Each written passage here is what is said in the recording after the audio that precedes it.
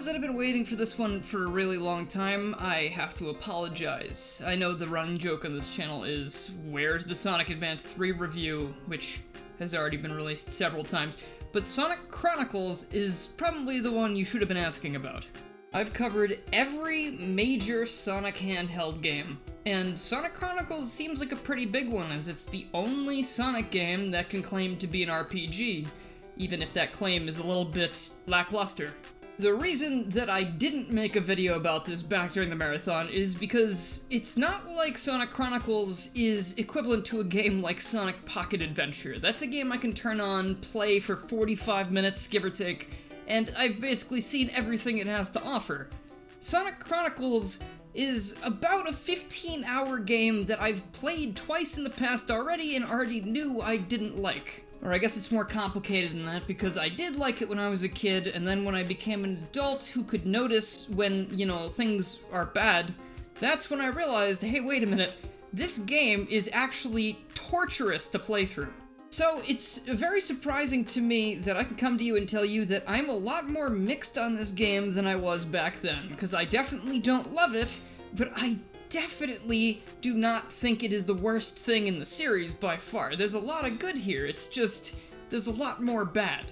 And that's really painful because I really like RPGs that try to do new things. The Mario and Luigi series and Paper Mario are some of my favorite games in the world. So having a Sonic RPG with these established characters that we all like would be really cool, especially if they tried to go down that route and have you be more involved rather than just clicking something in a menu. But BioWare went way too far in the wrong direction with this game, and honestly, I almost didn't even get to play it. So let's start off with how long it took me to actually get this game up and running so I could make this video. Believe it or not, I actually worked on getting this game to run properly for around 6 hours one day, and that is way too much time to be spending on Sonic Chronicles. It is almost half the entire runtime of the game itself. But here's a major problem that I really didn't see coming. Nowadays, we have DS emulators that can upscale games, especially the 3D models, to make them look very smooth and nice instead of all, Nintendo DS-y. But, for some reason, when I used one of the most up-to-date emulators to try and play this game, it would freeze at the same spot during the FMV tutorials every single time. So of course you think, okay, I'll try the other most major emulator, which would be dismal. And no, it actually crashes at the exact same time again. So my head was like, how do I play this now? I would have used real hardware and recorded it with my 3DS capture card, but that wonderful piece of technology no longer functions properly, so that's $600 down the drain and means that wouldn't help me with this. My next thought was the Wii U, because the Wii U Virtual Console included DS, so I could probably get the Wii U to emulate the game, but think again, that actually just is really difficult and didn't work either. At this point, I was considering talking to someone else on YouTube to try and just use their footage, which would have made this video very easy to make, but I really wanted to make sure my ideals were in the right place for this game, so I wanted to play it myself, which means I went and got a very old version of dismal that also had these upscaling features, but when you use the upscaling features, sometimes the models just clip out of the textures, and it was giving me some serious annoying brain syndrome, and I couldn't do that. I couldn't put that in the YouTube video because it was too ugly looking. So what we have is this footage here that I recorded that finally works in this older version of the emulator, but it very much still looks like a DS game, and I guess we're just gonna have to live with that. The visuals were never really the draw of this game anyway. I think some of the 2D art looks nice, but it's all covered in these really bad white choppy outlines, like they used the wand tool and paint to rip these out of a sprite sheet. And the character models, of course, when they're running around on the map screen might look okay, and you see them from the back during battles the entire time, but when they turn to the front, they must have taken the eyeball model in these things and just ramped it up by 3 like they did with the Grinch's heart that one time. The one thing I can give props to though is that I think the environments look pretty nice. They're all sprite art style, very nice looking. They almost look like drawings, especially on the DS when everything was so much fuzzier that it you can't really, it's like when you squint at something and it looks a little better, like squinting at a Christmas tree because it's Christmas season and you kind of turn your head left and right and it's almost like twinkling stars. That's kind of what looking at Green Hill Zone is like. That's not what listening to it sounds like, though, because, this game's soundtrack is notorious. It's funny because most Sonic games, even if they're terrible, they have a really good soundtrack, but this game has loads of issues everywhere, and the game sounds like this 100% of the time.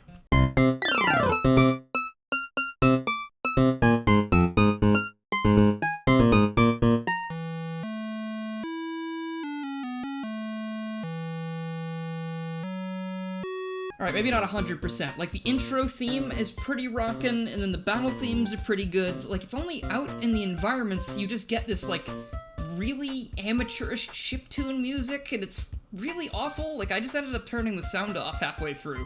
That and the sound effects come out of a Bugs Bunny cartoon for some reason. Like, no voice acting anywhere either. I know that that's not, like, a staple of the DS, but I feel like they just didn't have very much faith in this game to begin with. Before this gets too negative, why don't I talk about a little bit more of the positives here? Like I said, the entire game is not the worst thing in the world. There are definitely moments where I was having fun, like mainly when battles were going well and, you know, I thought the enemy encounters were balanced. But most of this game is not like that. I actually loved looking around the hub worlds because they're such a giant place to explore. You have a map to show you where you need to go if you really want to get to the next objective, and it was very helpful. And you have this system where each character you have in your party has different specialties, so they can do different actions on the map.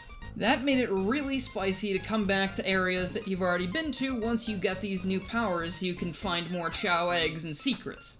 I'm also a little bit a fan of the story. Like, I know it's a little bit weak in terms of this series, like it's definitely not as good as something like Sonic Battle's writing, but I think the writing in this game and the general plot are passable to good at certain moments. I mean, there are some low points as well, and some things are very rushed towards the end, but overall, like, I actually was reading the story a lot more than I thought I would. Remember, I've played this before, so I know what happens.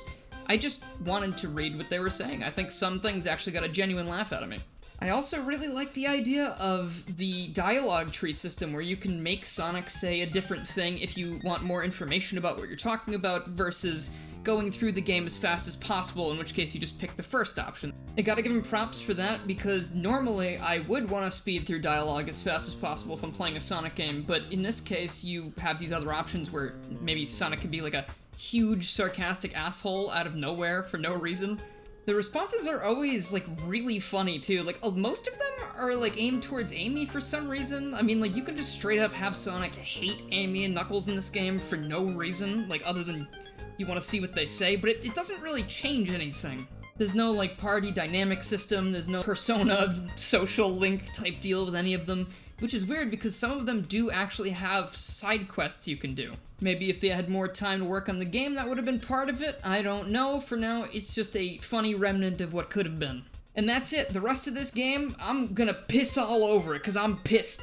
I know we're 8 minutes into this, and I have not mentioned the biggest elephant ever produced sitting in the room with us. This game is entirely touchscreen controlled. Are you kidding me? This came out in 2008, and we're still pretending that the DS touchscreen was the god of all control schemes? The DS released in 2004, and some of the launch titles of the system, like Mario 64 DS, you don't have to use the touchscreen at all if you don't want. And that's a first-party Nintendo game. I know they were trying to go for a unique control scheme with the touchscreen stuff. I do think, like, tapping some of the patterns in battle are at least a little bit entertaining, but most of them are 10 times too long, and your hand just starts to cramp after a while. Like, Nintendo figured that out with Kid Icarus eventually. I'm just blown away that they really just went full ham on this. If this game just controlled with buttons, I think it would actually be, like, 50% better, just full stop. And since I just mentioned battles, I might as well say battles are the thing that killed this game for me, and here are the reasons why. The absolute #1 worst thing about this game is that battles can go on forever. Not because they're hard, they're really not. The problem is, enemies frequently do this thing where you just can't hit them or can't do damage to them. You select all your moves, you get ready for your turn order, and then let's say the robot goes right after your first 3 characters and they use evade. Everything else for the rest of that command session, nothing will hit them no matter what you do. There is not a single chance you do 1 point of damage. Alternatively, some armored enemies can just decide, I'm not going to take damage anymore, so that way every single attack you do against them does 1 damage until they take their next turn.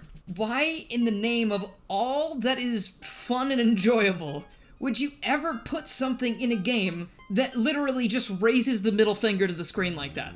Like, cause I'm like wasting power points and other items and all of this stuff, and then the enemy just goes, yeah, no, not this time, buddy.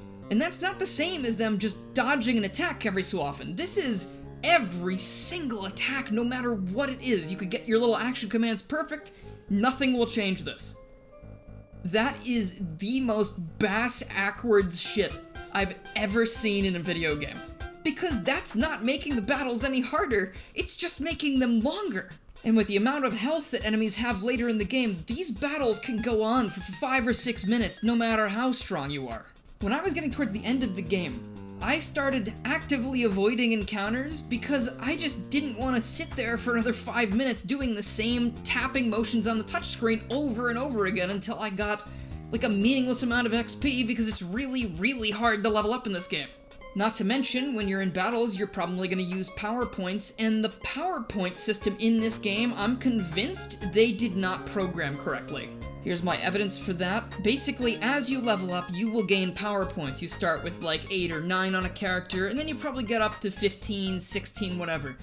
But all of your other stats go so much higher, like they're in the 40s or whatever, but power points are always really low. And by the halfway point of the game, I was finding items that were giving me like 50 power points back per item use, but like no one had eclipsed the 20 mark, or even the 15 mark most of the time. So here's my theory. During the programming of this game, they forgot to make the PP increase with everything else. Yes, I know what I said. I'm getting tired of saying power points. There's no other explanation, because literally they could have had an item in there that restored 20 power points, and that would restore every character I had to max, like, the whole game.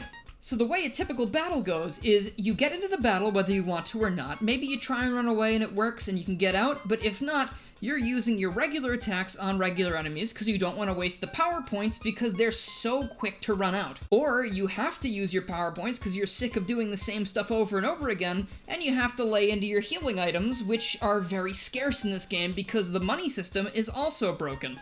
Let's say you use all of your PowerPoint items, and then you go to buy more, but you don't have enough rings. Guess where you get rings? Yeah, they're just laying all over the place like normal, but that's the only place you get them. You don't get them from battles. Rings are a finite resource in this game.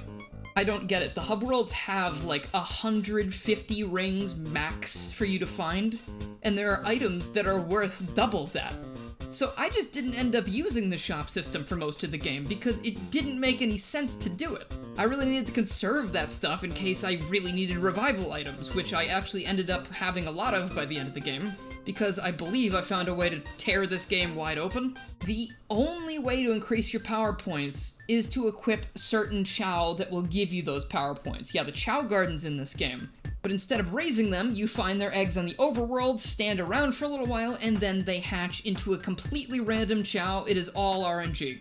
They can have useful attributes like adding elemental damage to certain attacks you do, increasing your magic, increasing your health. There are other things like one can revive you upon death, or give you more XP, or make enemies more likely to flee from battles. It's a really neat idea that I do like a lot, but the thing is, this idea was kind of cut in half in a very stupid way. When this game came out in 2008, I'm sure this made a lot more sense, but the only way you can level up these chow is if you trade them with another person who's playing the video game. So basically, in this day and age, even if I was playing on real hardware, that's just not going to happen unless I have 2 copies of Sonic Chronicles myself and 2 Nintendo DS's. Once I got these chow that were able to raise the power points of my characters, I actually ended up leaving those on them the whole time, because it actually pushed them up to like the 20-26 mark instead of being at like 15, and I feel like that's probably what they intended you to do. Otherwise, you know, the PP thing is just a mistake. It's a big PP mistake. Thanks to this mechanic just not being available, I decided this is the point where I'm going to start cheating, so I used a code to max out the chow I had, because I think the game is a lot more enjoyable if you do. Oh, this other MVP we had was this one named Ferox that was actually able to make any POW move you do automatically succeed, which for Cream the Rabbit basically makes her into a character that you should never take off your team. Cream is actually an optional party member. I don't know how you complete the game without her though, unless you really ration your items. Maybe it's just a challenge mode for those who are inclined to do so. But I digress. Cream's attacks are all support moves, so she can restore your health, give you more power points, she can add debuffs to the enemies, which I didn't really end up using very much because it didn't negate any of the bad, annoying shit that was happening. But unlike every other character in the game, if you mess up even one input on her commands, she does the rest of the animation and then a big thing that says failed shows up on screen. Which means you just wasted the power points, which are a very precious commodity, and you get nothing. Dude, every other character in the game, if you mess up a command, it just does less damage. What were they thinking? What were they actually thinking with that? Because that is such a huge punishment for sometimes maybe slip of your finger. Like, my god, it is insane that this game actually exists in this fashion. If you're gonna say skill issue, remember I was playing it on the computer because there was literally no other way for me to do this. It's probably a little bit easier on the DS touchscreen since it's so small, but that's still a really, really harsh penalty. If you do this right though, you also just have infinite power points. So, like, that's also technically bad. Like, that makes it either incredibly too easy or way too unfair. And I guess Cream is related to this next tangent, but when I mentioned that the overworld has certain areas you can only traverse with a certain character, that's also a bad thing too, because if you're running around these massive maps, you get to a place where you don't have, you know, Tails, Cream, or Rouge to do a flight action. You gotta walk all the way back to the nearest safe house, which might not even be on this map you're on. You might have to go to an entirely different quadrant just to get a flying character, go and do the thing they need, and then go all the way back to switch your team member back in. Because let me tell you, having Tails on your team at any point in the game is a penalty in itself. He is a dog shit character in this game.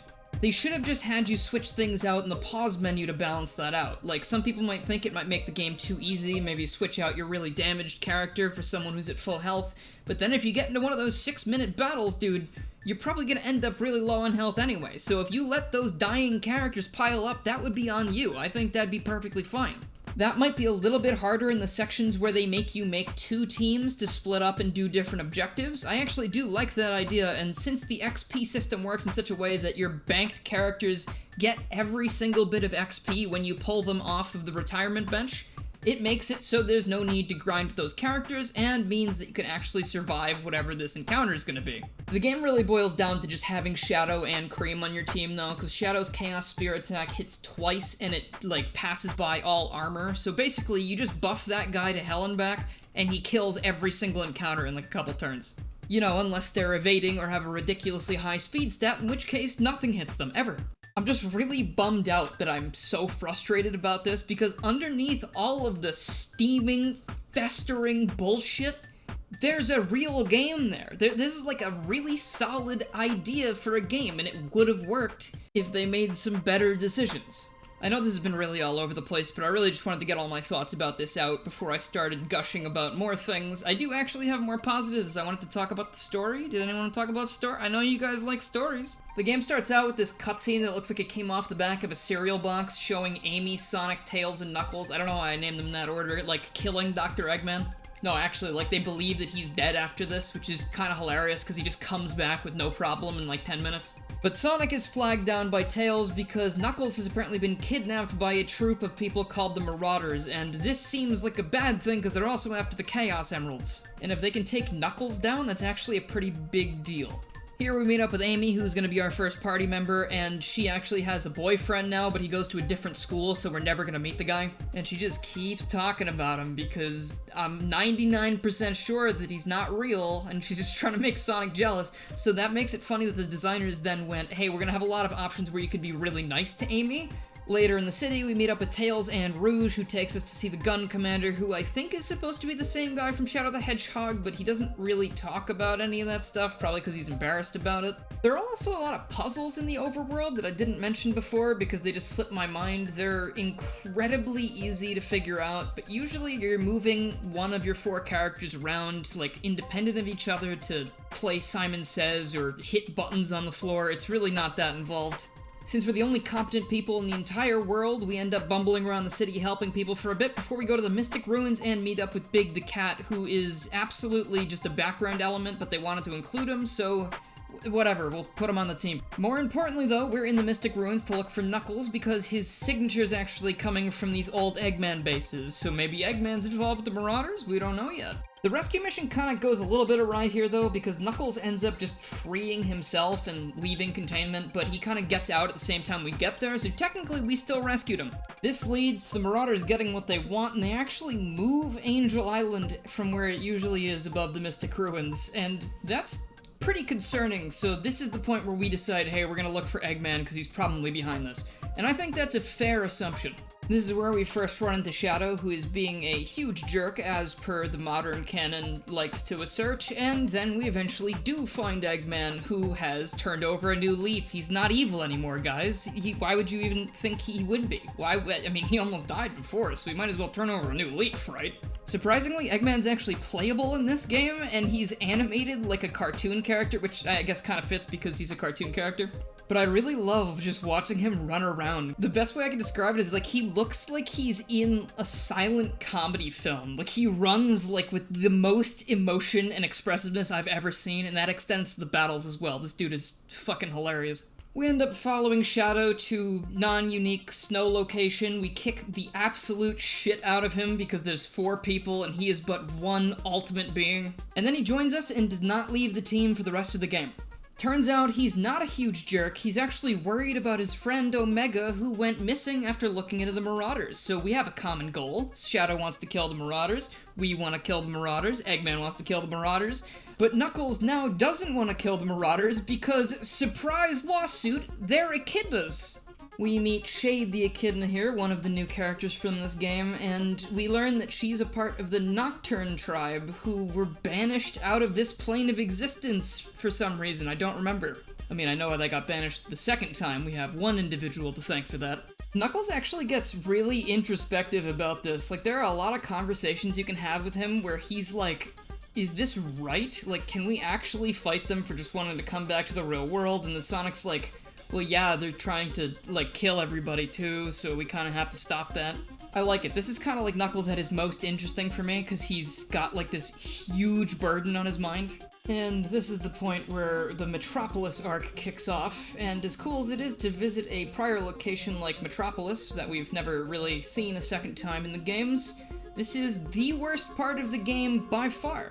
I feel like so much of my footage is just running around this place, either being lost or trying to dodge enemies in very narrow corridors, and there are so many times where I just go in a circle and I end up pausing the recording to start it again later, because I'm just like, this is gonna be like 40 hours of me running around Metropolis, isn't it? This is where we also have our first splitting the team thing, where you put 4 characters on each squad and they go accomplish different things, but frequently when they do this, they force you to take at least 2 characters. So we get Sonic and Knuckles going out to do most of the fighting and manual labor things, whereas Tails and Eggman take 2 other characters to just go collect things and do science. I do think the team up Tails and Eggman is a really good one, and I do like how blatantly obvious it is that Eggman has not reformed. Like, he's literally still talking about, like, killing people and stuff. And Tails is like, no, that's not how we do things, Eggman. We don't kill people. And Eggman goes, oh, but I want to kill people. And then everyone just laughs. The enemies in this place really like doing that fortify thing where you just don't do damage for 3 fucking turns in a row. It is unbearable. That and some of the areas where you need to fly around as Tails, like, the icons should really show from farther back, because you have to be, like, pressing right up against the zone where they want you to fly from, and sometimes you just might not even know that there's another direction you can fly, so you end up going in circles again. The one redeeming factor to Metropolis is that you can pick up Omega as an optional party member here, and he also stayed on my team till the very end of the game, so thank you for bringing back the best boy with some of the best lines in the entire game. And I honestly really do like the 2 teams thing. It's a really cool idea to switch between characters, showing that, like, everyone's actually doing something. It's not just Sonic who can get things done. I'm also a huge fan of how once you get to Angel Island, Sonic's team has to fight off waves of enemies while they're waiting for backup, and then once the backup gets there, we fight the main antagonist of the game, Ix, who just happens to be the football coach of the other Echidna tribe. And we actually lose here. Like, sure, we win the battle, we actually just shit on him completely in this fight, but then he just grabs the Master Emerald, and then I think Angel Island just crashes into Metropolis. But not before he does his, like, evil villain mustache twirl conveniently in front of Shade, who had believed in him all this time, and now is like, wait, I don't want to kill everybody, and Ix goes, oh, but it'd be so much fun, and I'm sure Eggman is probably, like, sweating. You know, because they're so close to the sun on Angel Island, not because he's evil and feeling guilty. That's preposterous. Thankfully, we all survived the crash, and then we do another section in Metropolis, except it's all destroyed now. And Shade joins the team because now she sees that we're in the right, and she tells us all about Ix and all this stuff and backstory and lore, and it's really cool, but at the end of the day, it doesn't matter because none of it can be canon anymore. Since Ix used the Master Emerald to teleport back to the Twilight Cage so he could pull everything from there back into the current dimension, the team has no choice but to create a vessel that can go into the Twilight Cage so they can track him down. This is codename for, we're going to spend another 3 hours in Metropolis. Finally, we have the Cyclone built, which is able to brave this brave new area that we're going to be exploring, and Eggman says, guys, I can't go with you because someone has to stay here for when you need to come back. Don't worry, the world's under my protection, everything will be fine, I'm not evil anymore. And everyone just, you know, rolls with it. So we go into another dimension, and I don't have footage of this part or the entire first planet we explore because my power went out while I was recording, so I apologize, but he's evil. He's still evil. The next part of this game is a very interesting idea. It kind of reminds me of Sonic X's third season where they go into space and they're looking through all like the Meta-Rex planets and stuff. But here we're in the Twilight Cage exploring these new locations and seeing these new creatures, like the first level we end up on with the Kron. They are dreadful to fight because they have a shit ton of defense, but thankfully they're not your enemies for very long. It turns out everyone in the Twilight Cage has been inducted into Ix's forces, but they all hate him. And some of them hate each other, but they all hate Ix more. So we run back and forth between all of these colonies, helping out the Kron, the Zoa, and the Minecraft slimes before finally we're able to take the fight directly to Ix. I would explain more of this, but none of these characters will ever be seen again, and nothing really happens aside from, like, generic problem, please help, and then they help. I do think these places have some of the best landscapes, though. I really dig when people try alien environments and just do things to make them look cool. Like, I think the Zoa colony is my favorite. It's got all these, like, teleporter things all over the place, and while my tiny peanut brain struggled to remember which one went where for, like, 40 minutes, it was still a very nice thing to look at the very least. Oh, and they just dropped this bombshell. Apparently the Nocturne clan actually invented the Gizoids, and they just have a ton of them lying around. So everyone's like, hey, wait, aren't those Gizoids from Sonic Battle, the fighting game we were in? And they don't mention Emerald, and nobody's really sad, but I guess it's been enough time, they've moved on or whatever. I would have liked a passing mention to that, because it's literally the same exact thing as Emerald. There are even unique Gizoids out there, like when you finally get to Nocturne, it's like, I think his name's Charibides Nuts, and Franklin, something like that. Okay, actually their name is Scylla, or Skilla, I'm not really sure how to pronounce it. They show up and they taunt you with their own unique little personalities, and then they, like, run away, because you're supposed to split into 2 teams again and go fight them. And again, this is a really neat section. I liked exploring Nocturne, and I really felt like I was gearing up for a big fight, and this was a suitable way to kind of ramp up to that. Then that just leaves Ix, and Knuckles' group ends up getting there first and having a chat with him, and then when Sonic sees that happening from up on the balcony, Sonic's like, I knew he was gonna betray us, and I don't know if he's being serious or not because he's in his, like, annoyed pose. I mean, I guess Knuckles does routinely believe Eggman in saying that Sonic is an asshole and, you know, he has to fight him again, but, like, for this, that really matters. You know, I mean, siding with other echidnas, I guess that makes a little bit of sense. He might have had some doubts, but Knuckles ain't like that. He's a cool guy. The story ends with you just kicking the shit out of Ix 3 separate times. Once as Supersonic, and it's not even really that much of an encounter. All you need to do is just get the action commands perfect, and he just dies. Now that Ix is defeated, Sonic and the others can try and find a way to get the echidnas back into their home dimension. And speaking of that dimension, they get back and Eggman has completely conquered literally everything. And I think, not to, like, break this up or anything, but the funniest theory I saw about Forces before it came out was that Forces was a sequel to Sonic Chronicles. Yeah, guys, let's follow up a very mediocre RPG with an incredibly mediocre platformer. That should do it. Obviously, there will never be another sequel or continuation of this, so it is a forever cliffhanger because of Ken Penders and that really shitty, evil, stupid baby lawsuit he did. If that man could sue real echidnas for existing, I'm sure he would. The story's okay. It's nothing amazing, but I do like how weird and, out there it is. I didn't expect people to want to take Sonic into a new dimension of storytelling, no pun intended. But it feels a lot like I feel about Sonic Battle. Like, the story is probably one of the best things about this game. And as sarcastic as I can be, I am completely serious when I say I think this could have been fantastic. Whatever the reasons for all the bad decisions might be, this game is not something I wish to chronicle any further. I didn't anticipate this video being as long as it was, but with like 15 hours of game footage to look at, I guess I'm not surprised. If you like this game, please let me know why you enjoy it down in the comments. As always, I'm not trying to change your mind about anything, but this is just how I felt when I played, and I kind of think it's a mess. And it's almost a lovable mess too, like almost. But hey, let's thank the members of the channel. We've got people like Ashburn, the Burning Hedgehog, Brady Hilkemeyer, Mimic, Noah Wizbios, Minty, Dax, Scratch Attack 64, Danny Lee Dauber, Ty Little Tech Guy, Jeremy, Crystal, Chaos, Dork in a Hat, Mega Traffic Cone. And over on Patreon, we have Gino the Puppet and Noah Wizbios again. Thanks also to everyone in the $1 tiers, that also really helps a lot. And if you'd like to become a supporter of the channel yourself, click the join button below the video and see all of the perks you get, such as shoutouts, new emotes, and a badge next to your name in the comments down below. Thank you for watching this, and I'm gonna go sleep. Very relatable, right?